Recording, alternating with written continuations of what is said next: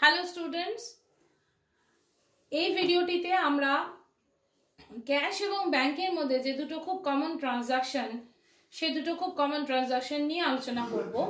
One transaction is cash withdrawn from bank, অর্থাৎ ব্যাংকের থেকে টাকা ক্যাশ বক্সে, অফিসের ক্যাশ বক্সে নিয়ে আসা হয়েছে।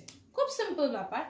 ক্যাশ বক্সে যেহেতু টাকা আসছে সেহেতু ক্যাশ অ্যাকাউন্ট ডেবিট হবে, ব্যাংক থেকে টাকা যেহেতু বেরিয়ে যাচ্ছে টু ব্যাংক অ্যাকাউন্ট হবে, মানে ব্যাংক অ্যাকাউন্ট ক্রেডিট হবে। Being cash withdrawn from bank, day to day অ্যাক্টিভিটিসে ভীষণ কমন একটি transaction. Hello students, next transaction ঠিক এর অপোজিটটা, অর্থাৎ cash deposited into bank.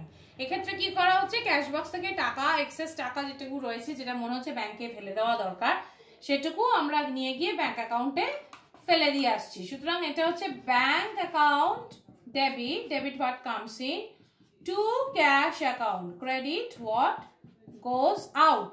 Being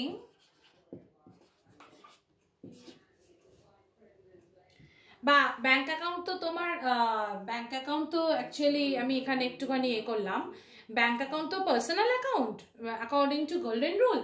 তো সেই জন্য ব্যাংক অ্যাকাউন্টে এখানে ব্যাপারটা হচ্ছে ডেবিট দ্য রিসিভার। হ্যাঁ, ব্যাংকে যেহেতু টাকা আসছে সেহেতু ব্যাংক রিসিভ করছে, সেহেতু ব্যাংক অ্যাকাউন্ট ডেবিট হচ্ছে আর ক্যাশ অ্যাকাউন্ট ক্রেডিট হচ্ছে। বিং